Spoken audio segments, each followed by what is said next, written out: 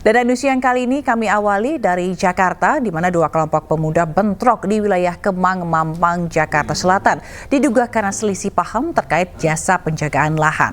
Bahkan salah satu kelompok membawa senapan.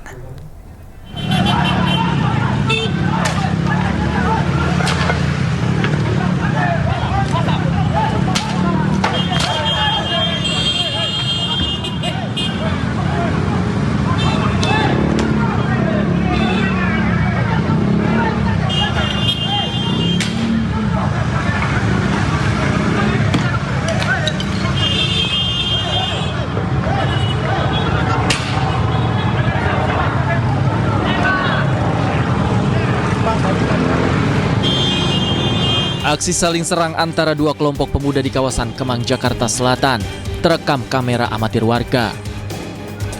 Bentrokan tersebut terjadi pada Rabu pagi, di mana aktivitas warga sedang ramai. Diduga, bentrokan terjadi akibat permasalahan penjagaan lahan kosong yang hendak dijual pemiliknya. Bentrokan pun akhirnya mereda usai kepolisian dari sektor Mampang dan Polres Metro Jakarta Selatan dibantu Polda Metro Jaya tiba di lokasi. Menurut seorang saksi, sempat terjadi saling serang antara dua kelompok tersebut hingga membuat kemacetan di sekitar lokasi. Rame lah. Rame ya? Berantem apa gimana bang abang lihat? Cuma saya ngeliat timpuk-timpukan aja situ. Timpuk-timpukan mereka? Oh, nggak tahu kasusnya apa ya? Iya, nggak tahu. Itu kejadian sekitar jam berapa bang? Berapa tadi ya? Jam 8-an ya? Jam 9. Jam 9-an ya? Iya. Oh, lalu macet dong? Macet. Untuk mengantisipasi bentrok susulan, petugas kepolisian dan TNI masih berjaga di sekitar lokasi. Dari Jakarta, Helmi Sajangbati, iNews melaporkan. Sementara itu, polisi telah menangkap 19 orang dalam peristiwa bentrok antara dua kelompok warga di kawasan Kemang, Jakarta Selatan.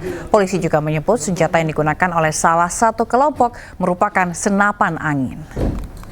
Kalau kita lihat dari video yang tadi tersebar ya, dan juga diduga itu senapan angin. Memang tidak ada bentrok fisik ya, hanya itu lempar-lemparan. Itu yang terjadi di lokasi. Sempat kan di video amatir itu kan sempat menembaki satu tempat gitu Pak ya. Apakah ada korban atau seperti apa Pak? Sementara masih dalam penyelidikan dan untuk diduga ada yang korban belum kita temukan. Langkah-langkah pihak kepolisian Pak dalam peristiwa ini Pak? Iya, sementara kita sudah amankan beberapa orang yang nanti akan kita minta keterangan. Kemudian nanti juga akan dipertemukan antara kedua belah pihak. Berapa orang Pak yang diamanin Pak? Kurang lebih ada 19 di Polres. Mahasiswa bentrok dengan polisi di Bangkalan, Jawa Timur. Kericuhan di depan pintu masuk Mapolres ini dipicu desakan mahasiswa untuk bertemu Kapolres terkait banyaknya pencurian motor.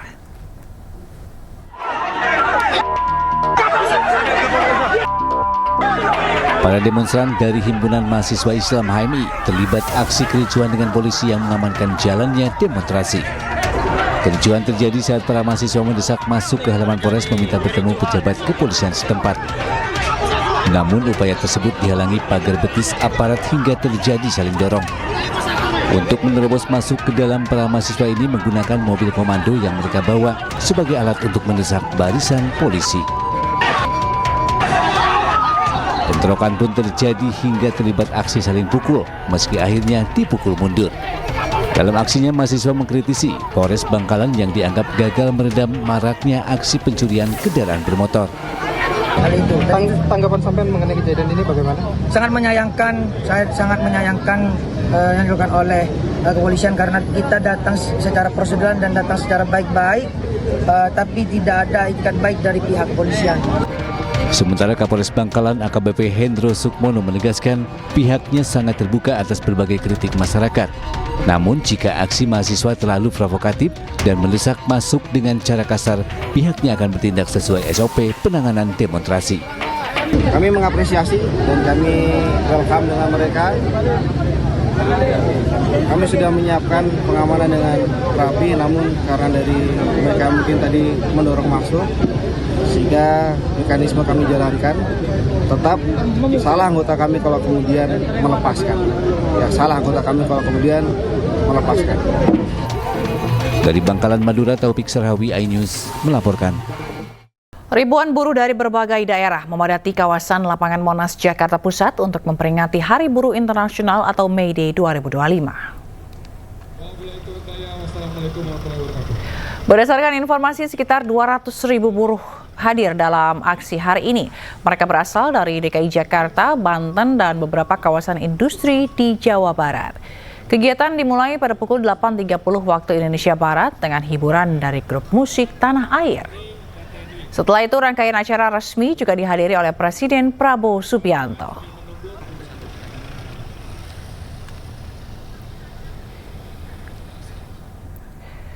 Presiden Prabowo Subianto menghadiri peringatan Hari Buruh 2025 di lapangan Monas, Jakarta. Prabowo menjadi presiden kedua yang hadir dalam peringatan Hari Buruh sejak tahun 1965.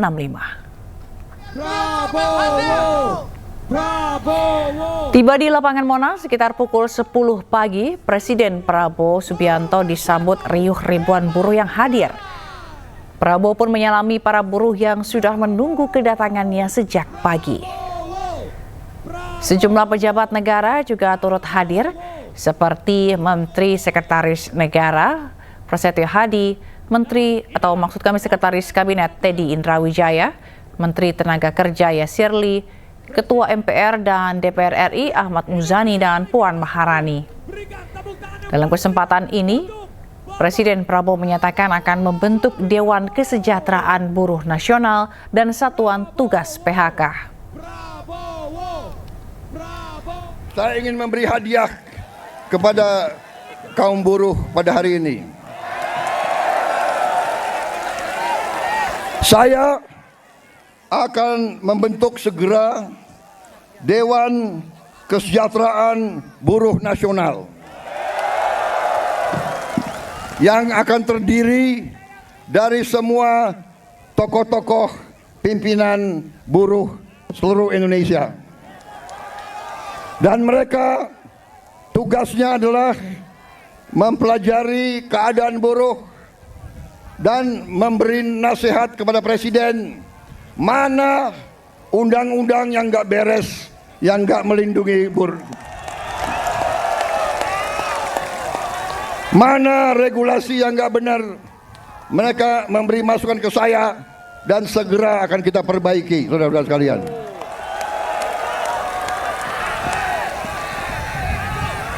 Saudara-saudara sekalian, kita juga atas saran dari pimpinan buruh, atas saran dari Pak Said Iqbal dan Pak Jumbur, kita akan segera membentuk Satuan Tugas PHK. Kita tidak akan membiarkan rakyat kita tidak akan biarkan pekerja-pekerja di PHK-kan seenaknya. 6 tuntutan disuarakan oleh ribuan buruh dalam momentum peringatan Hari Buruh 2025. Mereka menuntut penghapusan outsourcing hingga pengesahan RUU perampasan aset koruptor. Ribuan buruh berkumpul di kawasan Monas, Jakarta untuk menyuarakan sejumlah tuntutan. Setidaknya ada 6 tuntutan yang disuarakan, mulai dari penghapusan sistem kerja outsourcing, pembentukan satuan tugas pemutusan hubungan kerja, perealisasian upah layak pekerja, pengesahan RUU perlindungan pekerja rumah tangga, revisi Undang-Undang Nomor 13 Tahun 2003 tentang Ketenagakerjaan, dan pengesahan RUU perampasan aset untuk memberantas korupsi.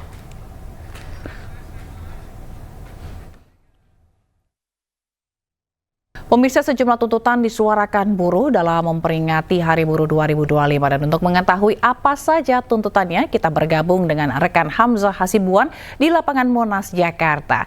Selamat siang Hamzah, bagaimana kondisi di sana dan apa saja sebenarnya yang dituntut para buruh di hari atau di peringatan Hari Buruh 2025 ini?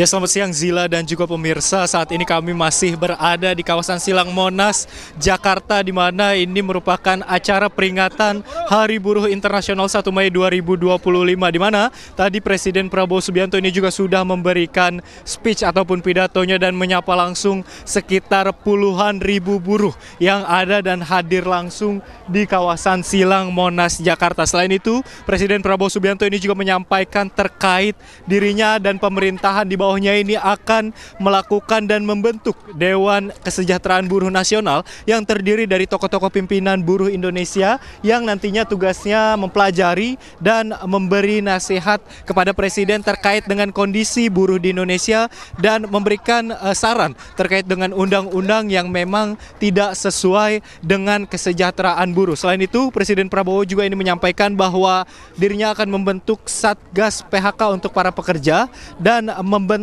beberapa RUU, diantaranya yaitu RUU Perlindungan Pekerja Rumah Tangga, kemudian aturan dan regulasi yang mengatur terkait dengan buruh dan pekerja di laut dan di kapal-kapal, serta akan mempertimbangkan membentuk rancangan undang-undang untuk nantinya dapat menghapus sistem outsourcing yang sejak lama sudah berlaku di Indonesia. Selain itu, di akhir pidatonya juga tadi Presiden Prabowo menyampaikan bahwa akan mempertemukan antara 150 pimpinan buruh seluruh Indonesia dengan 150 pimpinan perusahaan yang ada di Indonesia untuk nantinya mendapatkan solusi terkait dengan kerjasama antara buruh dengan perusahaan-perusahaan yang ada di Indonesia. Saat ini kami melihat bahwa Zila dan juga pemirsa, ini walaupun acara sedang ditunda ataupun Presiden Prabowo sudah memberikan pidatonya, ini para buruh masih berkumpul di kawasan Silang Monas karena menunggu hiburan. Namun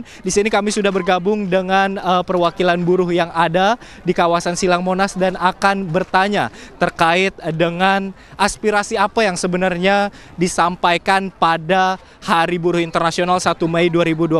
Selamat siang Bapak, dengan Bapak siapa? Siang, dengan Pak Haryono. Asalnya dari mana Bapak? Saya dari Cilengsi, Bogor. Oke, tadi udah standby di kawasan Silang Monas ini sejak jam berapa Pak? Aduh, cukup pagi banget, jam 6 pagi kita datang. Karena antusias untuk menjalankan Hari Buruh Internasional. Baik Pak, aspirasi apa sebenarnya yang ingin disampaikan buruh, terutama tadi kepada Presiden Prabowo Subianto? Sebenarnya tuntutan kita itu ada 6. Yang pertama adalah libatkan seluruh buruh, perwakilan buruh dalam Perpu yang baru. Yang kedua, upah layak bagi pekerja. Yang ketiga, sahkan RUU perampasan aset. Dan yang keempat, sahkan RUU pekerja rumah tangga. Yang kelima, hapus praktek outsourcing. Dan yang 6, yang terakhir adalah stop PHK massal. Itu tuntutan kami yang 6 agar segera direalisasikan. Karena dengan adanya buruh yang selalu tertindas, maka perekonomian Indonesia pun tidak akan maju dan tidak akan berjalan dengan baik. Dengan kesejahteraan buruh inilah menjadi lebih baik, maka daya beli masyarakat pun menjadi lebih baik. Hidup buruh! Hidup buruh! Hidup buruh! Hidup buruh! Terima kasih Pak. Baik, terima kasih banyak Pak Haryono. Ya, itu dia Zila dan juga pemirsa, memang aspirasi yang disampaikan oleh perwakilan para buruh yang hadir. Ada sekitar 200.000 buruh yang hadir dan berkumpul dari berbagai organisasi di Indonesia yang hadir langsung di kawasan Silang Monas, memang menyampaikan aspirasinya kepada pemerintahan untuk kesejahteraan buruh yang ada di Indonesia. Kami melihat bahwa memang saat ini buruh masih terus berkumpul dan nantinya akan mengikuti rangkaian acara selanjutnya terlepas dari pidato Presiden Prabowo yang sudah selesai disampaikan pada pukul 11 waktu Indonesia Barat tadi. Kembali ke Anda, Zila. Baik, terima kasih atas laporan Anda, Hamzah Sibuan, langsung dari Monas, Jakarta. Selamat bertugas kembali. Ya, pemirsa, mengantisipasi terjadinya penumpukan kendaraan di gerbang tol saat peringatan Hari Buruh Sedunia, pihak pengelola jalan tol menggratiskan tarif tol untuk kendaraan rombongan buruh. Meski begitu, polisi melarang keras konvoi buruh sepeda motor melintas di jalan tol. Selain melakukan rekayasa lalu lintas di sejumlah ruas jalan di jantung ibu kota, Direktorat Lalu Lintas Polda Metro Jaya juga telah berkoordinasi dengan pihak pengelola jalan tol untuk menciptakan kelancaran arus lalu lintas di ruas tol saat peringatan Hari Buruh Internasional yang berpusat di Silang Monas. Pengelola jalan tol bersedia menggratiskan rombongan buruh dari berbagai daerah yang menggunakan kendaraan roda 4 maupun bus. Namun untuk motor tetap tidak disarankan konvoi melewati jalan tol karena sangat berbahaya. Tol digratiskan. Oh, yang masuk tol tetap hanya roda 4 dan bis. Ya, ini juga informasi, kami telah berkoordinasi dengan koordinator lapangan, ya, para korlap untuk bisa memastikan bahwa untuk rombongan peserta yang menggunakan roda 2 tetap menggunakan jalur arteri. Dilarang keras ya untuk melakukan perjalanan di dalam tol karena akan sangat-sangat. Sementara itu, PT Kereta Api Indonesia menerapkan penyesuaian pola operasi untuk sejumlah perjalanan kereta api jarak jauh yang berangkat dari stasiun Gambir dan Pasar Senen. Sebanyak 39 kereta keberangkatan dari Gambir dan Pasar Senen akan berhenti di stasiun Jatinegara. Bagi Anda yang berencana melakukan perjalanan keluar kota menggunakan kereta api jarak jauh dari stasiun Gambir dan Pasar Senen pada 1 Mei atau bertepatan dengan Hari Buruh, sebaiknya bersiap dengan rekayasa operasional yang akan diterapkan PT KAI Daob 1 Jakarta. Kepala Humas KAI Daob 1 Jakarta, Ikswan Henry Wintoko mengungkapkan, sebanyak 39 KA keberangkatan dari stasiun Gambir dan Pasar Senen akan berhenti di stasiun Jatinegara untuk melayani naik penumpang. Tujuannya agar para calon penumpang tidak mengalami keterlambatan akibat terjebak di tengah kemacetan masa buruh. Ada sebanyak 39 perjalanan kereta api jarak jauh. Keberangkatan dari stasiun Gambir ada sebanyak 21 kereta api, dan stasiun Pasar Senen ada sebanyak 18 kereta api. Yang biasanya tidak berhenti di stasiun Jatinegara akan diberhentikan di stasiun Jatinegara khusus pada tanggal 1 Mei 2025 esok hari. Adapun rekayasa operasional kereta akan dimulai pada pukul 5.40 waktu Indonesia Barat Kamis pagi hingga pukul 23.50 waktu Indonesia Barat. Dari Jakarta, Raniston Sancaya, IDX. Pemirsa, peringati Hari Buruh 2025, ratusan buruh menggelar aksi Long March menuju Jembatan Layang Makassar, Sulawesi Selatan.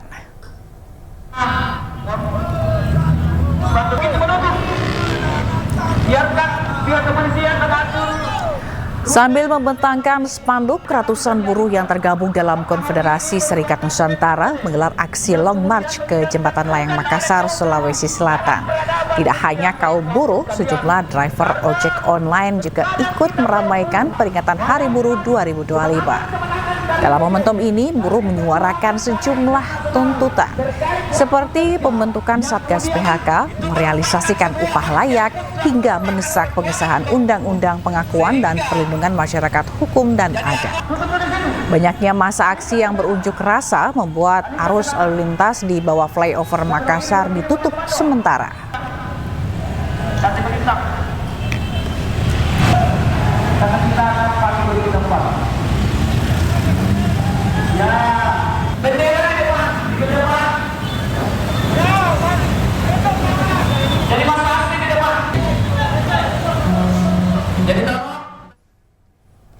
Dan untuk mengetahui jalannya peringatan Hari Buruh di daerah, kita sudah bergabung dengan rekan Doni Marenda di Semarang dan Julius Vin di Makassar. Kita ke Doni terlebih dahulu. Selamat siang, Doni, bagaimana suasana di sana di hari peringatan Hari Buruh 2025 ini? Di Semarang, saya berada di depan kantor Gubernur Jawa Tengah, tepatnya Jalan Pahlawan, dan baru saja di Jalan Pahlawan ini ratusan buruh selesai melakukan aksi mereka di Hari Buruh ini. Namun aksi yang dilakukan oleh Satuan Serikat Pekerja Nasional Jawa Tengah ini unik, yaitu mereka hanya membawa gunungan buah-buahan dan juga sayuran itu bawa ke di Jalan Pahlawan. Mereka kaum perempuan, guru perempuan mengenakan pakaian kebaya, dan itu cukup unik untuk perayaan yang buruh yang biasanya berlangsung riuh, tapi kali ini berlangsung cukup damai dan sudah selesai pelaksanaannya itu. Secara prinsip mereka tidak melakukan satu tuntutan yang selalu ini tapi mereka suarakan untuk mereka ditingkatkan oleh pemerintah. Dan aksi baru saja selesai, namun nanti diperkirakan juga akan terjadi lagi aksi buruh dari kelompok serikat pekerja yang lainnya yang akan datang juga di kawasan Jalan Pahlawan ini. Baik, terima kasih rekan Doni Marindras dari Semarang, dan sekarang kita akan ke Makassar bergabung dengan rekan Yul Yusvin di sana. Silakan rekan Yul dengan laporan Anda. Oke, baik, silakan. Tonton saya mau bisa menurut ini bersama yang tergabung dari berbagai elemen massa buruh ya. KPBI mana? Kelima nanti kaitan bergeser PPD massa buruh apakah dia di sana atau dia bergabung ini nanti kita komunikasikan kawan-kawan. Maju. KPBI maju sedikit. Maka luruskan dan kita tunggu kawan-kawan akan mengatakan kawan-kawan masa aktif yang kendaraannya berada di belakang apa elemen komando KSN bilang oke, ambil tunggu motornya dikatakan ke depan ke komando utama. Baik, sayang sekali suaranya terdengarnya agak kurang jelas begitu. Terima kasih rekan Yul Yusvin dari Makassar, dan sebelumnya ada rekan Doni Marindra dari Semarang atas laporan Anda. Terima kasih teman-teman, selamat bekerja kembali. Ya, pemirsa, Wakil Ketua DPR Sufmi Dasko Ahmad mengatakan pemerintah akan membentuk Satuan Tugas Pemutusan Hubungan Kerja atau Satgas PHK. Hal ini diungkapkan usai pertemuannya dengan perwakilan Serikat Buruh di Kompleks Senayan, Jakarta. Ya, kami sudah memberikan masukan kepada pemerintah dan juga kemudian kami sudah bersama-sama bicara dengan pimpinan Serikat Pekerja. Bagaimana kemudian kita bersama-sama membentuk satuan tugas untuk memitigasi apabila akan terjadi pemutusan hubungan kerja di satu perusahaan atau pabrik misalnya begitu. Dan ini kita sedang matangkan terus sehingga kemudian apabila itu sudah berjalan mudah-mudahan bisa meminimalisir. Pemerintah juga berjanji akan menindaklanjuti tuntutan para buruh, salah satunya terkait permasalahan PHK. Hal itu disampaikan Menteri Sekretaris Negara Prasetyo Hadi pada peringatan Hari Buruh 2025 di kawasan Monas, Jakarta. PHK, kita intensif dalam beberapa minggu terakhir ini untuk merumuskan substansi apa yang sebaiknya masuk di dalam proses mitigasi PHK, karena kita ingin yang komprehensif. Kita tidak ingin hanya bermain di ujung, menangani ketika sudah PHK, kita tidak. Kita pengennya sejak hulu, kita rancang sedemikian rupa. Nah, maka di situ sebenarnya kalau bicara tuntutan beberapa sudah juga kita kerjakan. Tapi kalaupun nanti ada di antara 6 tuntutan itu yang Wakil Menteri Ketenagakerjaan Immanuel Ebenezer berjanji bahwa pemerintah akan mengakomodir hak-hak buruh. Ebenezer juga berjanji semua tuntutan buruh akan dikaji terlebih dahulu. Kita akan kolaborasi dengan kawan-kawan serikat pekerja dan buruh ya, apalagi besok akan dihadiri oleh Presiden Pak Prabowo Subianto dan beberapa pembantunya. Karena ini kan momen sejarah seorang pemimpin negara selama 60 tahun baru ini pemimpin negara, presiden hadir bersama kawan-kawan buruh. Yang pasti kita akan melakukan kajian lah ya tuntutan-tuntutan itu. Selama itu bisa kita akomodir, kita akan akomodir. Kalaupun tidak bisa, kita akan diskusikan. Karena kita tidak mau kawan-kawan buruh hak-haknya, kan itu menjadi hak dia kan. Hak-haknya malah diabaikan gitu. Tapi tetap kita akan melakukan kajian-kajian agar. Pemirsa, Presiden Prabowo Subianto menghadiri peringatan Hari Buruh 2025 di lapangan Monas, Jakarta. Prabowo menjadi presiden kedua yang hadir dalam peringatan Hari Buruh sejak tahun 1965. Tiba di lapangan Monas sekitar pukul 10 pagi, Presiden Prabowo disambut riuh ribuan buruh yang hadir.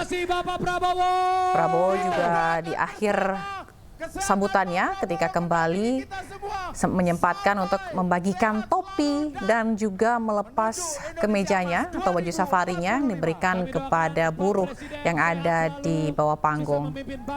Prabowo juga sebelumnya menyalami para buruh yang sudah menunggu kedatangannya sejak pagi tadi. Sejumlah pejabat negara juga turut hadir seperti Menteri Sekretaris Negara Prasetyo Hadi, Sekretaris Kabinet Teddy Indrawijaya, Menteri Tenaga Kerja Yasirli, Ketua MPR dan DPR RI Ahmad Muzani dan Puan Maharani. Dan tadi pada saat sambutan, Presiden Prabowo juga menyatakan akan membentuk Dewan Kesejahteraan Buruh Nasional dan Satuan Tugas PHK. Kita akan bergembira bersama. Di mana ia juga sempat menyalami para buruh dan bersuah foto bersama para buruh yang sudah datang dari berbagai daerah ke lapangan Silang Monas, Jakarta. Ini merupakan banyak request-request yang sesuai dengan kita semua. Dan Prabowo didampingi 3 pimpinan serikat buruh. Itu juga menyampaikan beberapa hal kepada massa buruh, di mana ia juga mengaku atau merasa sebagai presidennya buruh, presidennya petani, presidennya nelayan, dan presidennya orang yang susah. Prabowo juga menegaskan komitmen pemerintah yang dipimpinnya saat ini akan bekerja keras untuk menghilangkan kemiskinan di Indonesia, meningkatkan kesejahteraan dan kemakmuran rakyat. Yang dari seluruh luar Pulau Jawa, ya, kami mengucapkan terima kasih sekali lagi untuk Bapak Presiden Republik Indonesia, Bapak Prabowo. Dan kita ke informasi lainnya, pemirsa. Presiden ke-7 RI Joko Widodo resmi membuat laporan di Polda Metro Jaya terkait tudingan ijazah palsu. 5 orang menjadi terlapor dalam kasus ini, salah satunya mantan Menpora RI Roy Suryo.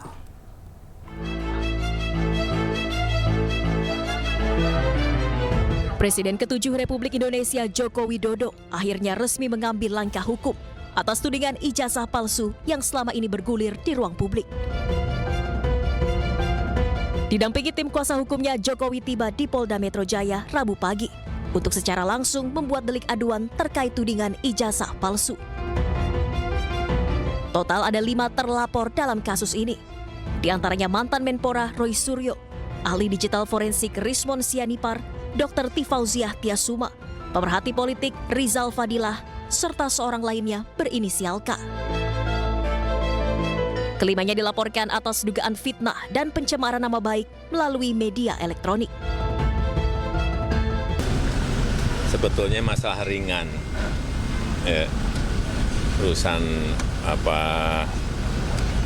tuduhan ijazah palsu. Tetapi memang perlu dibawa ke ranah hukum agar semuanya jelas dan gamblang. Ya, delik aduan kan, syarat memang harus saya sendiri datang.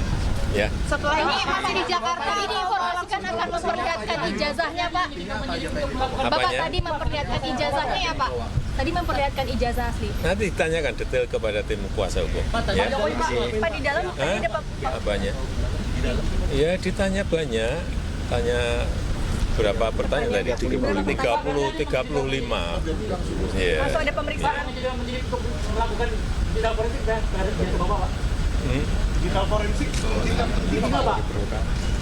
Kalau diperlukan, ya silakan. Yang jelas sudah kita bawa ke ranah hukum. Ya. Pak, ini masih di Jakarta atau masuk ke Solo, Pak? Ini yang dilaporkan tindak pidana umum atau? Sekarang masih di Jakarta. Terima kasih. Meski tudingan ijazah palsunya sudah bergulir sejak lama, Jokowi mengaku baru mengambil langkah hukum karena sudah tak lagi menjabat sebagai Presiden RI. Dari Jakarta, Tim Liputan iNews melaporkan. Kuasa hukum Jokowi menyebut salah satu yang dilaporkan Jokowi adalah Roy Suryo. Dan berikut pernyataan kuasa hukum Jokowi di Polda Metro Jaya. Ya tentunya untuk hari ini Pak Jokowi datang sendiri ke sini bukanlah hal yang mudah juga ya. Tentunya sudah melewati pertimbangan yang sangat panjang dan sangat berat. Tapi kami melihat dan Pak Jokowi juga melihat bahwa ini harus dilakukan. Agar semuanya terang benderang. Agar kebenaran dapat terlihat dan agar nama baik Pak Jokowi dan nama baik rakyat Indonesia, ada 24 video ya, sekitar 24 objek yang kita sudah Pak Jokowi sudah laporkan juga, yaitu juga diduga dilakukan oleh beberapa pihak. Ya mungkin inisialnya kalau boleh saya sampaikan ada RS, RS, kemudian ES, ada juga T, inisial T, ada inisial K. Joko Widodo melaporkan 5 orang terkait tuduhan ijazah palsu. Laporan itu dilayangkan ke Polda Metro Jaya Rabu pagi.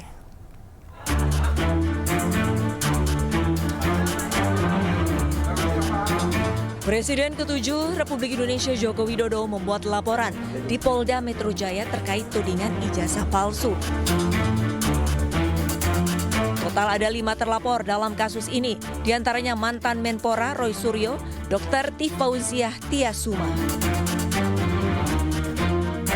Ahli digital forensik Rismon Sianipar, Wakil Ketua Tim Pembela Ulama dan aktivis TPUA Rizal Fadilah, serta seseorang berinisial K. 5 orang ini dilaporkan karena dianggap membuat kegaduhan dengan tudingan ijazah palsu milik Joko Widodo. Tim Liputan iNews melaporkan. Menteri Pertahanan Syafri Syamsuddin angkat bicara terkait adanya usulan Forum Purnawirawan TNI yang ditujukan kepada Presiden Prabowo Subianto. Menhan memastikan pemerintah menghormati apa yang menjadi pemikiran tersebut. Ia juga menyampaikan bahwa pemerintah telah mendengar semua masukan dari para senior-senior purnawirawan TNI tersebut. Ia menyebut pemerintah akan mengkaji usulan itu. Sebelumnya, Forum Purnawirawan Prajurit TNI membuat 8 tuntutan sebagai pernyataan sikap terhadap situasi nasional terkini.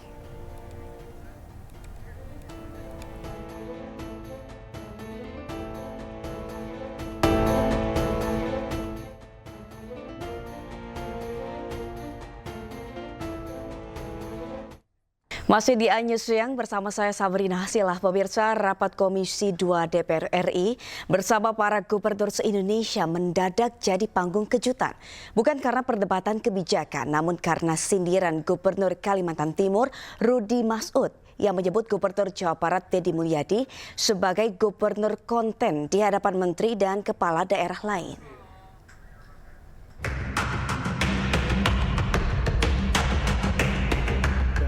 Komisi 2 DPR menggelar rapat dengar pendapat bersama Kepala Daerah dan Kemendagri Selasa lalu. Rapat ini membahas masalah BUMD hingga mendengar evaluasi kinerja pemerintah daerah. Namun ada momen menarik ketika Gubernur Kalimantan Timur Rudy Mas'ud sempat menyindir Gubernur Jawa Barat Deddy Mulyadi sebagai gubernur konten. Dan seluruh gubernur yang hadir hari ini, Kang Deddy, gubernur konten. Mantap nih Kang Deddy nih.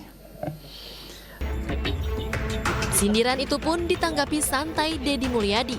Gubernur Jawa Barat ini menyampaikan bahwa konten-konten yang dibuatnya justru memberi manfaat efisiensi bagi Pemprov Jawa Barat. Dan terakhir tadi Pak Gubernur Kaltim mengatakan gubernur konten, alhamdulillah dari konten yang saya miliki itu bisa menurunkan belanja rutin iklan. Biasanya iklan di Pemprov Jabar kerjasama medianya 50 miliar. Sekarang cukup 3 miliar tapi viral terus. Terima kasih. Sementara dari sindiran yang dilontarkan, Gubernur Kalimantan Timur justru berbalik menjadi bumerang. Setelah warganet ramai-ramai membela Deddy Mulyadi dan akun Gubernur Kalimantan Timur Rudy Mas'ud menuai gelombang komentar dari netizen. Tim Liputan iNews melaporkan. Gubernur Jawa Barat Deddy Mulyadi lagi-lagi memberikan usulan kontroversial. Deddy akan mewajibkan KB pria atau vasektomi sebagai syarat penerima bantuan sosial di Jawa Barat.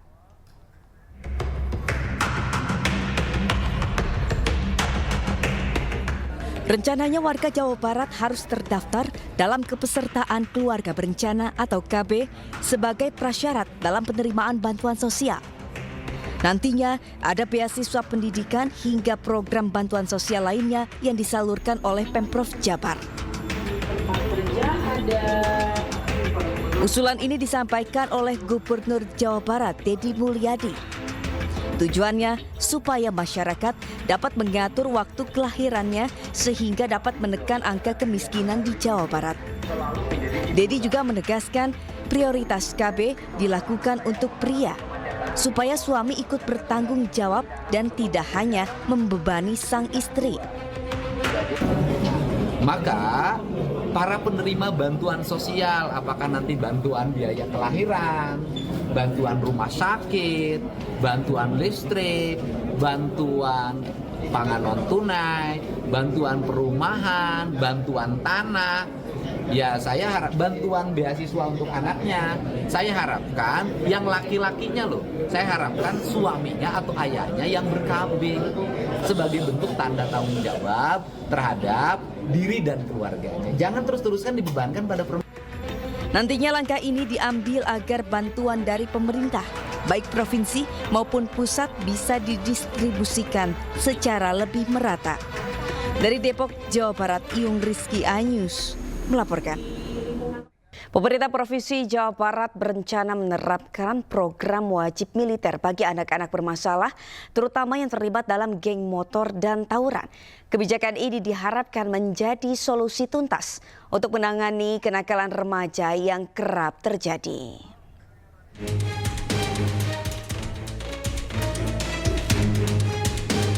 Maraknya kasus tawuran serta pelajar yang terlibat geng motor membuat pemerintah Provinsi Jawa Barat mengeluarkan aturan khusus untuk memiliterisasikan anak yang bermasalah.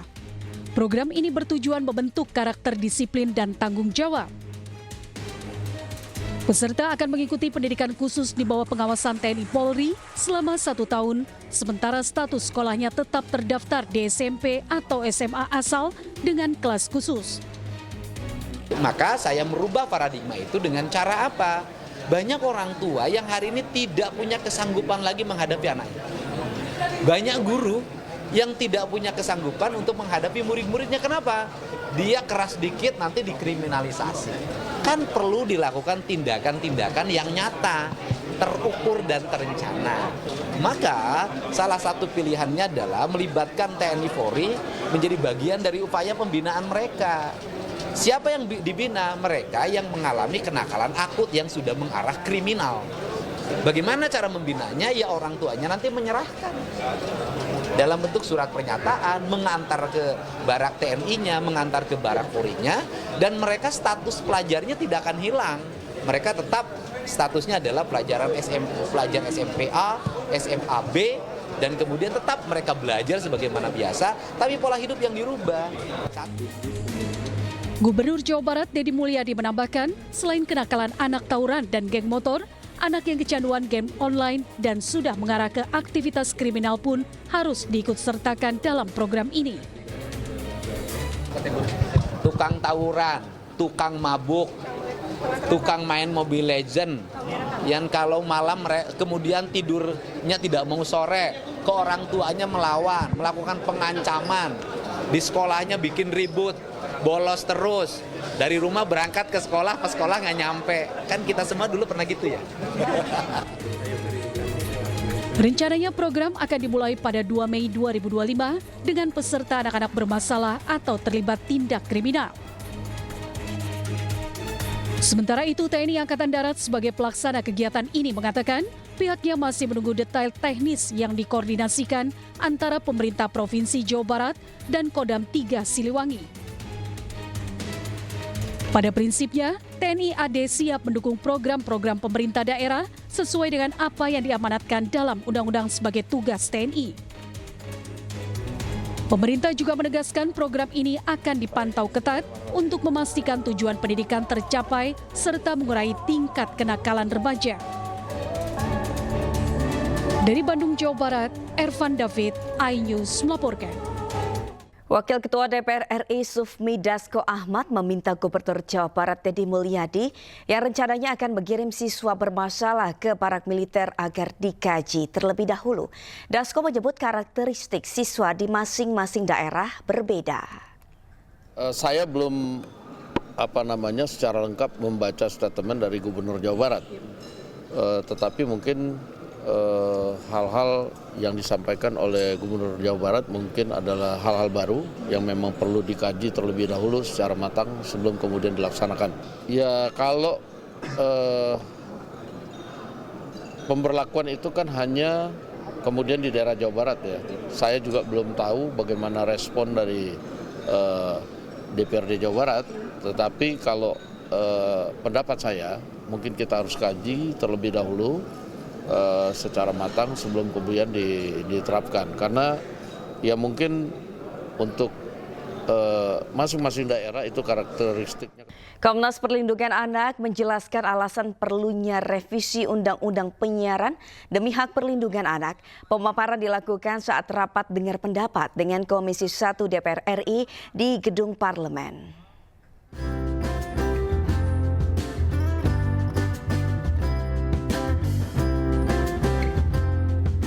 Komisi 1 DPR RI menggelar rapat dengar pendapat bersama Komnas Perlindungan Anak di Gedung DPR Senayan, Jakarta.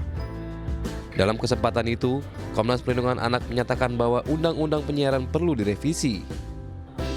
Pesatnya perkembangan teknologi mengharuskan pengawasan lebih dari pemerintah demi menjaga hak-hak perlindungan terhadap anak Indonesia.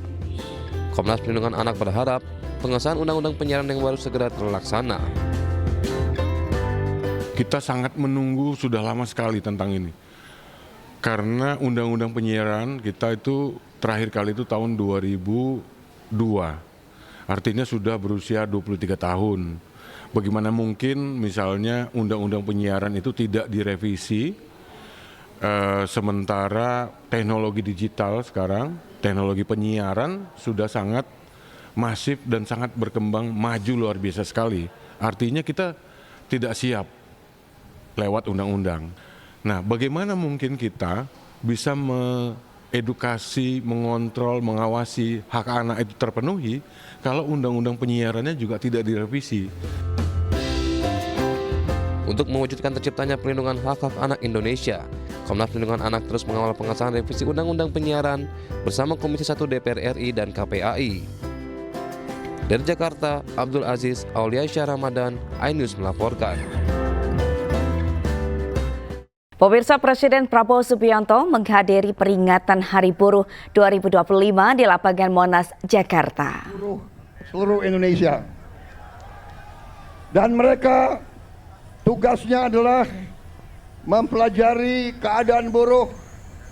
Mereka memberi masukan ke saya dan tiba di lapangan Monas sekitar pukul 10 pagi. Presiden Prabowo disambut riuh ribuan buruh yang hadir. Prabowo pun menyalami para buruh yang sudah menunggu kedatangannya sejak pagi. Prabowo menjadi presiden kedua yang hadir dalam peringatan Hari Buruh sejak tahun 1965.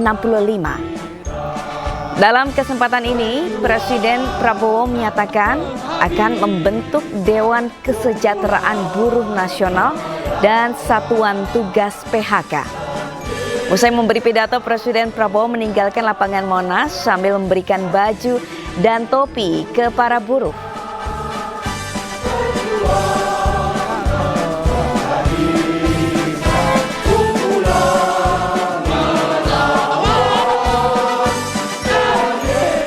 Kita ke informasi lain, pemirsa. Asrama Haji Pondok Gede hari ini menerima calon jemaah haji gelombang 1 embarkasi Jakarta. Mereka akan beristirahat di Asrama Haji Pondok Gede sebelum berangkat ke Tanah Suci besok. Calon jemaah haji gelombang 1 embarkasi Jakarta menerima 3 kloter hari ini dari Jakarta Utara dan Banten. Satu kloter terdiri dari 300 hingga 400 jemaah dan mereka akan beristirahat di Asrama Haji Pondok Gede Jakarta sebelum berangkat ke Mekah besok dini hari. Asrama Haji Pondok Gede menyediakan sejumlah fasilitas untuk memenuhi kebutuhan para jemaah.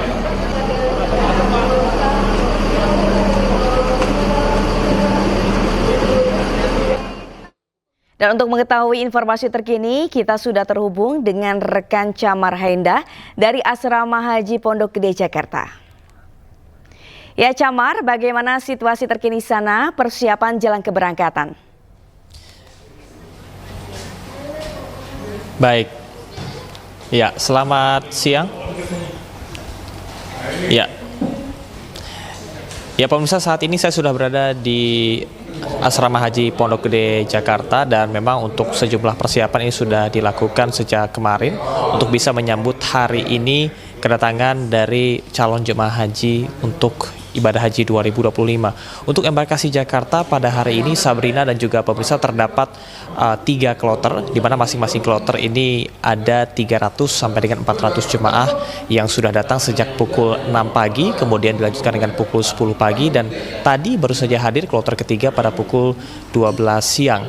Nah, adapun sejumlah kloter ini yang sudah hadir memang berasal dari 3 daerah, yakni ada dari Jakarta Utara, kemudian juga dari Banten, dan juga sejumlah wilayah DKI, dan juga campuran. Nah, tadi seperti yang Anda sampaikan bahwa mereka ini akan diberangkatkan pada esok hari, dan untuk pemberangkatan paling awal terjadi pada pukul 00.30 waktu Indonesia Barat dini hari untuk kloter pertama menuju ke Madinah, yakni pada 2 Mei 2025. Kemudian juga tadi kami melihat ada sejumlah alur khusus yang dilaksanakan, diantaranya adalah Mekah Route, yakni pemeriksaan imigrasi dilakukan secara langsung di embarkasi Jakarta, tepatnya di tempat saya melaporkan saat ini, yakni di Asrama Haji Pondok Gede Jakarta, sehingga nantinya pemeriksaan imigrasi tidak perlu dilakukan lagi pada saat mereka tiba di bandara, hanya perlu melaksanakan pemeriksaan imigrasi dari pemerintah Arab Saudi. Dan alur yang tadi kami lihat diantaranya adalah pemeriksaan cek kesehatan, kemudian juga pembagian kamar, kemudian juga adanya pembagian kotak P3K, dan juga kebutuhan obat-obatan, serta pengecekan imigrasi, hingga pemberian living cost senilai 750 real.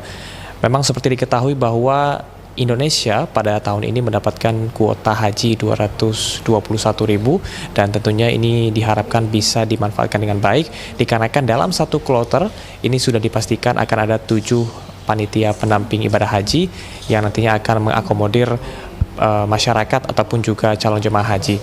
Untuk usia tertua pada tahun ini ada pada usia 85 tahun untuk kloter 1, 2, dan juga 3. Namun untuk data terbaru mengenai gelombang kedua di embarkasi Jakarta kami akan segera update kepada Anda. Sementara demikian, Sabrina, kembali ke Anda. Baik, terima kasih Camar atas laporan Anda. Selamat bertugas kembali. Pemirsa, jelang keberangkatan ke Tanah Suci, ratusan jemaah calon haji kelompok terbang pertama embarkasi Makassar mulai masuk Asrama Haji Sudiang, Makassar, Sulawesi Selatan. 393 jemaah calon haji asal Makassar ini akan diterbangkan pada Jumat dini hari.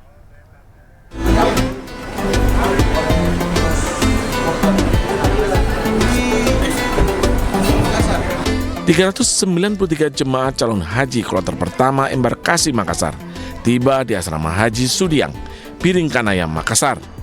Para jemaah merupakan jemaah asal Makassar yang tiba menggunakan mobil pribadi. Mereka diarahkan masuk Aula Arafah untuk menjalani proses penerimaan oleh panitia pemberangkatan haji. Mengikuti pembekalan, pemeriksaan kesehatan akhir, pembagian paspor, dan living cost sebelum berangkat ke Tanah Suci Jumat dini hari melalui Bandara Sultan Hasanuddin, Makassar. Sementara untuk proses penerimaan haji di tahun ini masih mengutamakan lansia dan disabilitas. Ya, alhamdulillah semua ini kan sudah finish di sini, sudah final di sini.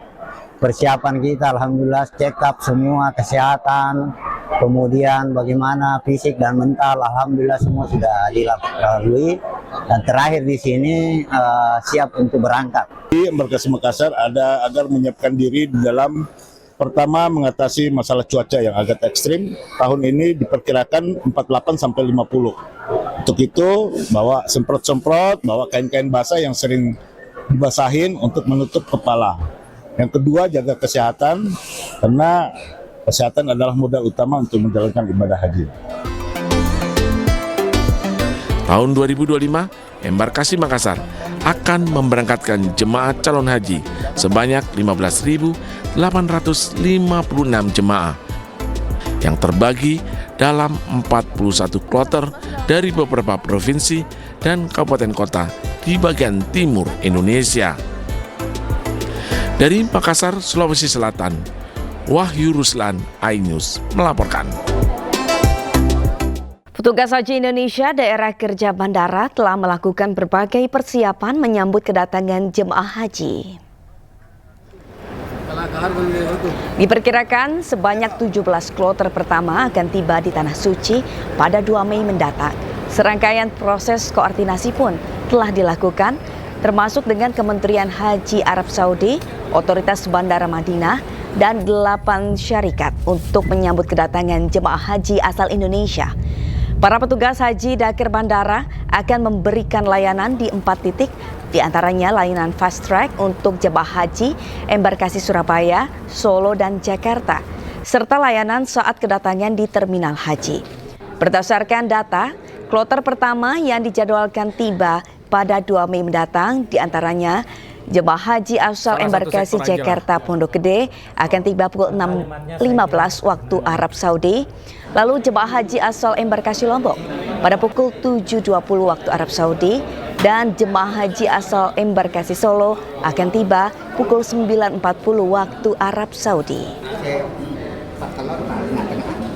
Kami hari ini telah menyiapkan beberapa petugas yang datang dari Indonesia maupun petugas yang direkrut di Arab Saudi.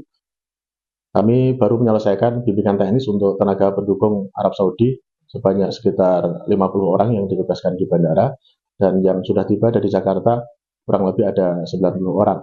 Insya Allah nanti akan kami lakukan upaya-upaya persiapan untuk menyambut kedatangan jamaah. Jadi total berapa petugas saat ini? Jelang keberangkatan ke Tanah Suci, calon jemaah haji kembali diingatkan agar bijak dalam membawa barang bawaan.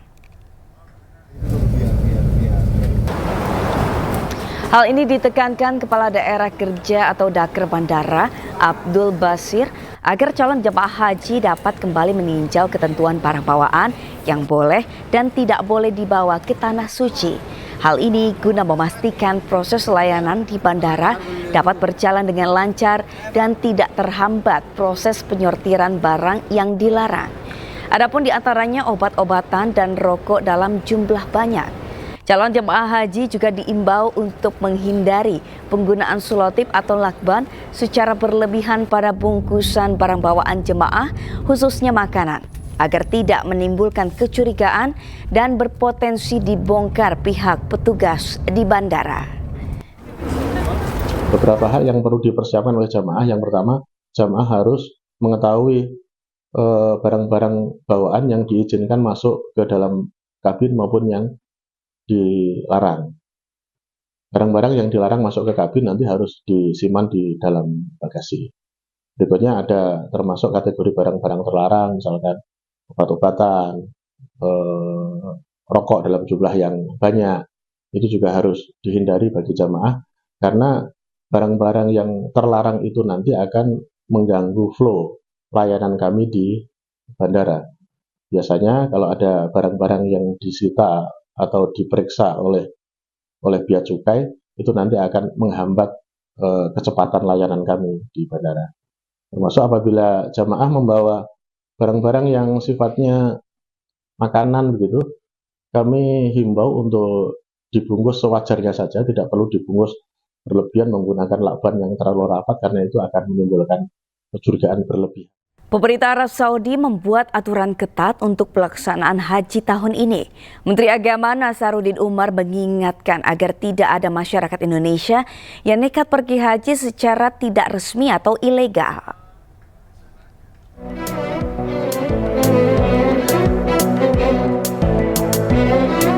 Menteri Agama Nasaruddin Umar meminta umat muslim Indonesia tidak nekat memaksakan diri pergi haji ke Arab Saudi tanpa visa haji atau visa resmi.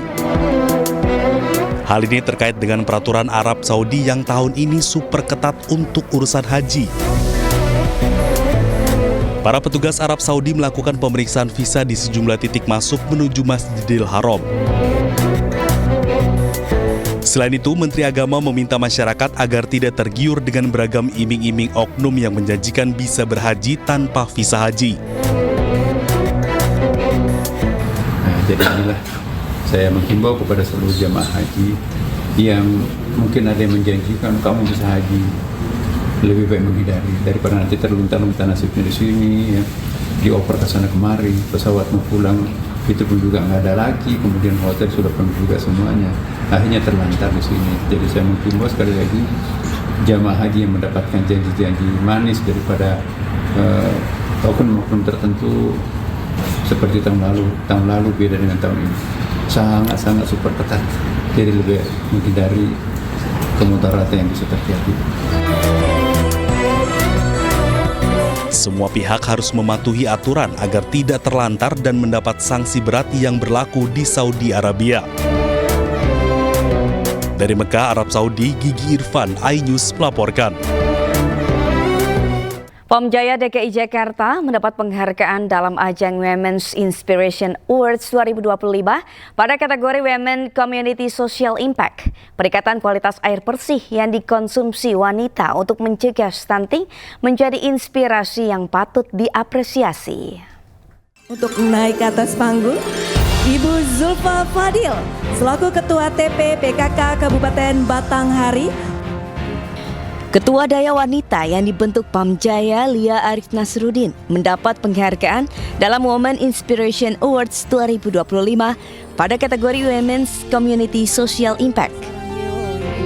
Aksi Daya Wanita yang merupakan perkumpulan istri pekerja POM Jaya yang fokus pada pencegahan stunting mendapat apresiasi. Daya Wanita POM Jaya melihat peran ibu saat ini dalam kondisi tidak merata, baik di sisi ekonomi, sosial, budaya, hingga kesehatan.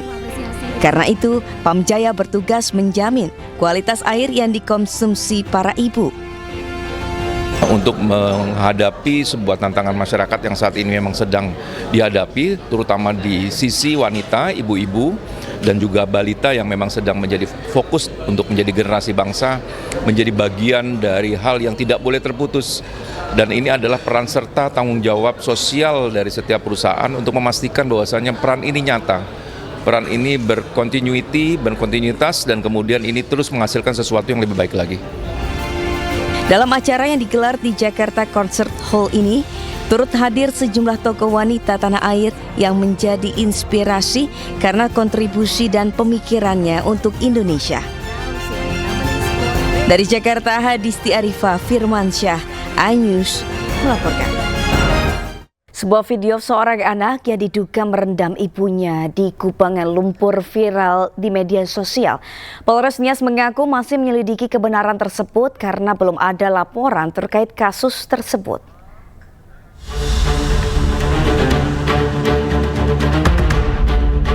Media sosial dihebohkan dengan video seorang wanita yang tergeletak lemas di dalam kubangan lumpur. Berdasarkan keterangan di video, wanita tersebut sengaja direndam anaknya sendiri selama 1 hari 1 malam. Dan peristiwa ini disebutkan terjadi di Nias. Pihak Polres Nias telah mengetahui video yang viral tersebut, namun mereka belum menerima laporan soal kasus tersebut, sehingga belum mengetahui apakah benar terjadi di Nias atau bukan. Benar, video tersebut yang sedang viral di media sosial kita sudah mengetahui, dan dapat kami jelaskan bahwa sampai saat ini kita dari Polres Nias belum mendapatkan laporan terkait kejadian tersebut. Begitu juga dengan jajaran, kita sudah koordinasi dan coba mengecek apakah ada di wilayah Polres Nias, dan benar sampai saat ini kita belum menemukan keberadaan dan juga menerima laporan terkait video lumpur tersebut. Artinya itu masih belum bisa dipastikan kebenaran video itu, Bang, yang terjadi di Nias?